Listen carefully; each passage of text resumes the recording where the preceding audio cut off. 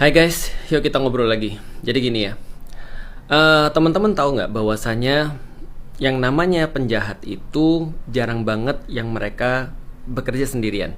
Namanya penjahat itu pasti ada teman-temannya, satu komplotan, biar mereka lebih aman dalam menjalankan kejahatannya.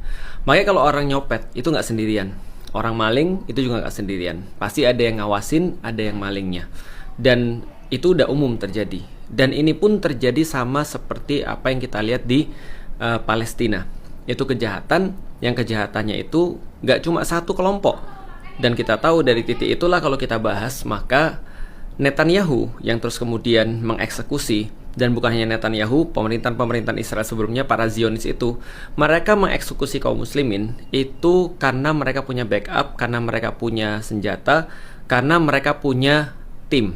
Dan Amerika termasuk di dalam tim kejahatan itu. Bahkan mungkin Amerika itu lebih parah kejahatannya, karena dia yang menyediakan legalitas, karena dia yang menyediakan senjata, karena dia mungkin yang juga punya kepentingan atas apa yang terjadi di Palestina, atau mungkin lokasi di Palestina. Artinya itu namanya team up-nya orang-orang jahat. Artinya apa? Kesimpulannya Amerika sama Israel sama, mereka penjahat perang. Mereka adalah yang bertanggung jawab terhadap genosida yang terjadi di Palestina. Jadi coba teman-teman bayangin, ketika kita melihat kondisi bahwasanya Amerika itu ya sama kayak Israel, mereka adalah penjahatnya, maka tidak bisa. Logika pertama yang paling parah adalah yang salah, penjahat ngomong tentang perdamaian. Itu nggak mungkin. Jadi penjahat-penjahatnya, mereka satu ya, ingat ya, satu tim ya, Amerika dan Israel. Dan kurang apa lagi Amerika, Trump ngomong bahwasanya dia adalah teman baiknya Israel. Dan kurang apa Israel, lewat Netanyahu terus kemudian bilang bahwa Trump adalah supporter mereka yang paling luar biasa. Kurang apa, itu dari mulut mereka sendiri. Artinya mereka adalah satu, mereka sama-sama penjahat. Dan penjahat-penjahat ini buat Dewan Perdamaian. Untuk apa? Membahas tentang Gaza. Yang nggak dilibatkan adalah orang justru yang jadi korban. Jadi teman-teman bisa bayangin, tujuan daripada Israel adalah menguasai daerah Palestina untuk bentuk Greater Israel. Artinya tujuan mereka adalah untuk menguasai Gaza. Dan itu persis yang diinginkan di dalam Board of Peace, menguasai Gaza. Artinya cuma bedanya itu aja. Bedanya adalah satu, menguasai secara fisik lewat pertempuran, lalu terus kemudian ketika nggak berhasil, maka mereka melewati jalur perundingan, yaitu adalah lewat Board of Peace itu. Tapi sama aja sebenarnya, nggak ada bedanya karena tujuan mereka tercapai. Apa tujuan mereka? Ngambil Gaza. Tujuan mereka adalah mengamankan wilayah Gaza. Artinya kita sudah kalah. Orang-orang Palestina sudah kalah dengan Board of Peace atau tanpa Board of Peace. Karena penjajah-penjajah itu sudah dapat tujuan mereka ketika mereka melakukan genosida itu, yaitu adalah menguasai daerah Gaza.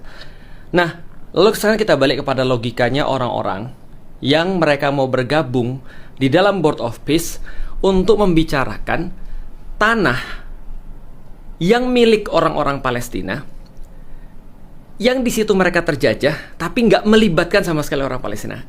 Bayangin seperti apa orang-orang atau negara-negara atau kepala negara, jelas bukan Indonesia, Indonesia semuanya nolak. Kepala negara yang memutuskan bahwasanya mereka bergabung dalam Board of Peace yang sudah kita tahu itu adalah bagian daripada penjajahan itu sendiri. Justru mereka lah yang sudah jelas-jelas mengatakan kami adalah satu tim dengan orang jahat.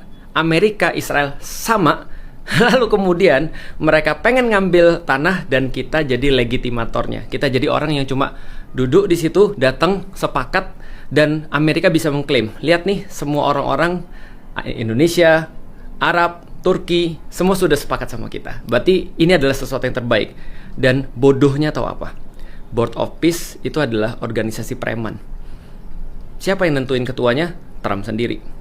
Siapa yang menentukan dia bakal sampai kapan jadi ketua? Trump juga. Siapa yang boleh berpendapat? Semua orang. Tapi apakah pendapatnya harus didengar Trump?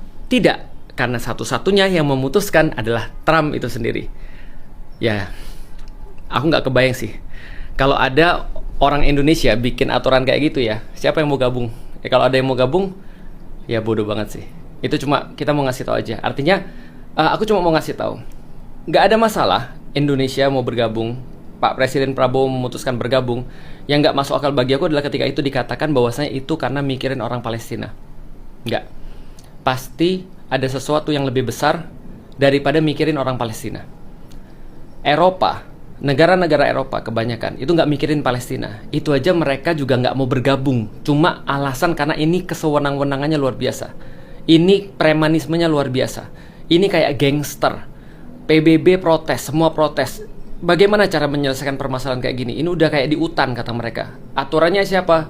Siapa yang kuat, dia yang menang. Siapa yang lemah, nasib, mati aja lu. Ini adalah yang pengen ditunjukkan oleh Trump.